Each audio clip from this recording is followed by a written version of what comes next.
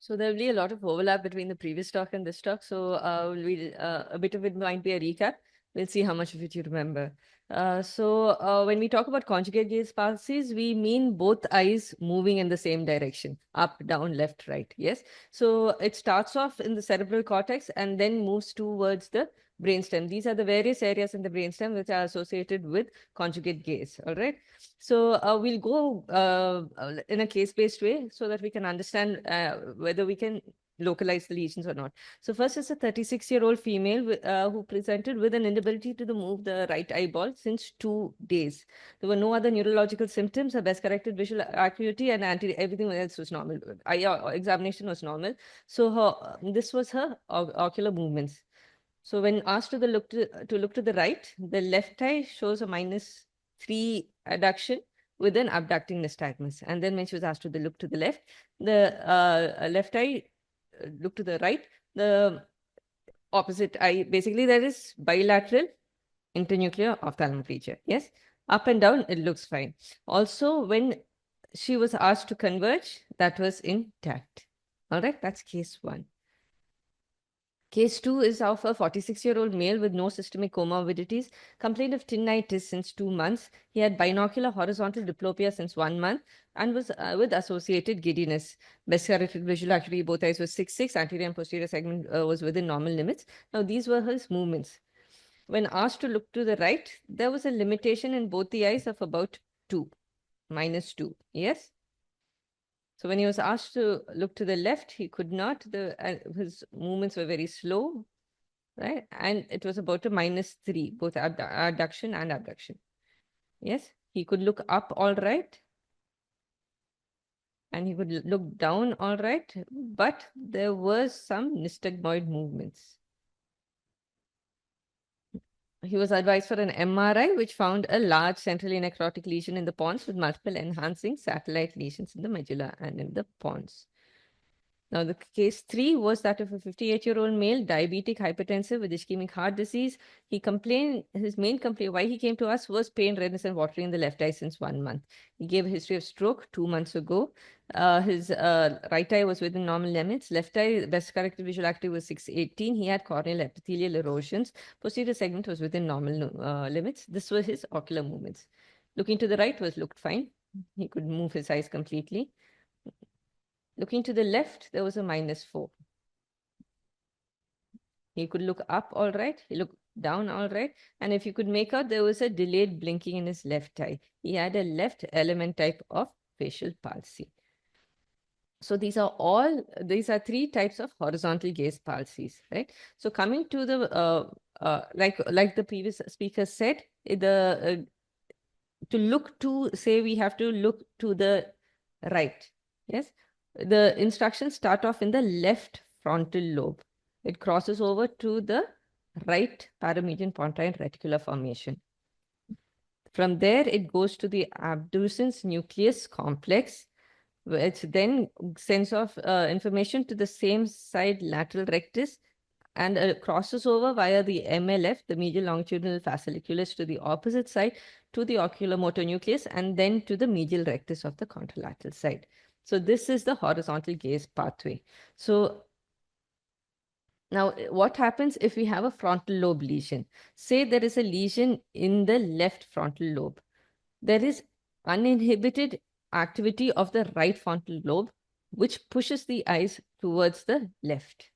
All right. So it looks towards the side of the lesion. Apart from that, you will have the right hemiparesis. All right.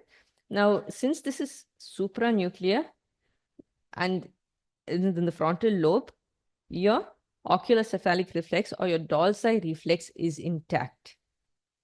So these are the findings you'll have in a frontal lobe lesion. Eyes moving to one side, hemiparesis, and doll's eye intact. Now, what if it was the next point is at the paramedian pontine reticular formation? So this area here, this is the paramedian pontine reticular formation. It is ventral and medial to the abducens nucleus and anterior and lateral to the medial longitudinal fasciculus. And in relation to the 7th nerve, this is the 7th nerve nucleus and this is the fibers going across, looping across the 6th nerve. So It is the PPRF with the abducens nucleus makes up the horizontal gaze center. It is continuous caudally with the nucleus prepositus hypoglossi, which is in the medulla, and it is traversed by fibers which product to the abducens nucleus. Right. So our third patient with the facial nerve palsy probably had a lesion located over here. Yes. Now, how do we differentiate a PPRF lesion from an abducens lesion? Right. So here, if you look at the vestibular ocular reflex, it does not relate to the PPRF. It goes directly to your abducens nerves nucleus complex. So VOR is usually spared in a isolated PPRF lesion. Coming to the abducens nerve nucleus, there you will have both a VOR and a horizontal gaze lesion. And our third patient probably had a lesion involving bilateral PPRF and 6 nerves. And what you saw was probably ocular bobbing, the eye movements. So next comes the medial longitudinal fasciculus. This is a paired white matter tract which passes close to the midline through the brainstem, ventral to the cerebral aqueduct, and in the midbrain and the fourth ventricle in the pons and the medulla. It is the final common pathway for the different types of conjugate eye movement. So internuclear ophthalmoplegia, you will be seeing this pretty often. So we'll go into it a little more detail. It is a lesion of the medial longitudinal fasciculus. It is characterized by impaired adduction of the ipsilateral eye. So when you're saying a left internuclear ophthalmoplegia, it is the eye that cannot adduct. That direction is the area where there's an internuclear ophthalmoplegia, and it is so impaired adduction in the ipsilateral eye and nystagmus of the abducting eye. This nystagmus consists of a centripetal inward drift followed by a corrective saccade that may be hypermetric, hypometric, or orthometric. All right. So we heard about the posterior and anterior INO, where convergence may be intact. So now more recent studies say that in most cases of INO, there will be convergence intact. So coming to the etiology, a third of INO is demyelination and a third is because of infarction. If it is bilateral, as we saw in our patient, and occurs at a younger age, it is usually due to demyelination. So our patient had T2 hyperintensity in the pons and in other areas of the brain as well. If it is because of an infarction, it is usually in older individuals and it is unilateral. There are other causes also for INO, and remember, it is very, very rare in children. So if you see it in children, you have to rule out tumors such as medulloblastoma or glioma. The treatment would depend on the cause. So now we come to two more cases. A 46-year-old male with history of obstructive hydrocephalus and BP shunt 4 years ago complained of defective vision in 2 months, but his vision was relatively good. Anterior segment and posterior segment findings were within normal limits. And he could, so when he's looking to the right and the left, it seems okay. He's looking to the left, he's looking to the right. When he's asked, he can look down okay, but when he looks up, there is convergence of both the eyes. Right? And then you can also see the lid retraction. Yes? So we just heard about this. What is this? Dorsal midbrain syndrome. Paranoids. And now another case. A 68-year-old male says he is unable to, or rather he didn't speak much. The person who brought him told us that he was unable to look down and had frequent falls. He had a change in gait, speech, and slowing of movements in the last 4 to 5 months. His best corrected visual acuity was relatively good. His anterior and posterior segment findings were within normal limits.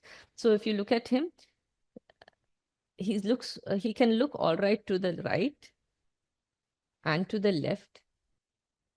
But when he's asked to look up or down, there is no movement. You can also see the pouting of the mouth.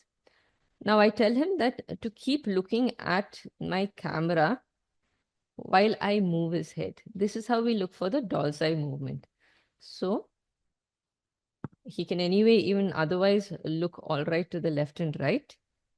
But he can also move his eyes when his head is moved. So his doll's eye movement is intact.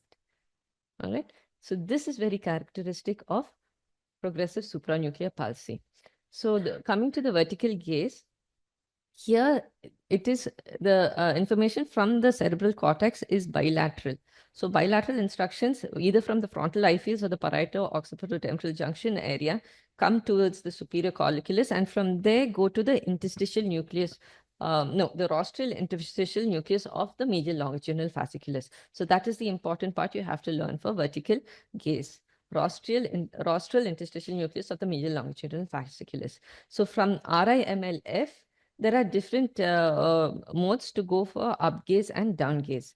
So for up gaze, the fibers pass through the posterior commissure, they cross over and then go to the third nucleus.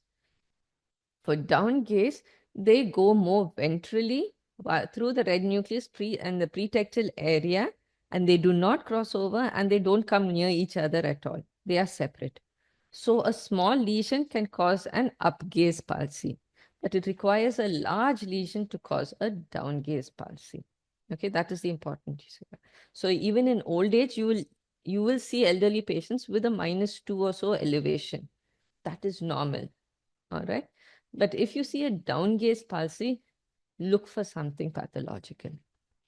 All right, so very quickly, Paranoid syndrome, also known as dorsal midbrain syndrome, Sylvian aqueduct syndrome, a pretectal syndrome. It is a lesion of the dorsal midbrain affecting the posterior commissure and the supranuclear fibers of the third cranial nerve.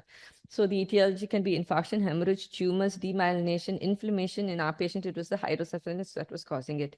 It consists of a constellation of supranuclear vertical upgaze paresis because of the involvement of the posterior commissure, and convergence retraction nystagmus and lid retraction is said to be because of the loss of suppression of the third nerve, which is a supranuclear control close to in the dorsal area of the midbrain.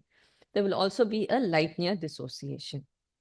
Now, the images towards that side will show you why a lesion in the dorsal area can cause a over here. So here you will get a vertical gaze palsy and a small lesion.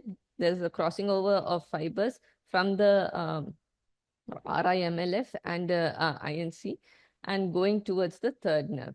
Whereas if it is in the, for down gaze, the dorsal area is over here, whereas the fibers don't cross over at all. They go separately to the third and the fourth nuclei over here. All right, so coming to progressive supranuclear palsy, it is an atypical Parkinson's or a Parky plus. All right, very characteristically, it has down gaze palsy, which you will not see in Parkinson's. All right, why do we need to know about it? Because it is different. It is different from Parkinson's. There is a prominent axial rigidity and retrocolic posture with early stiffness and falls. There is on MRI very characteristically the hummingbird sign is seen. It has modest to no effect of levodopa on this condition.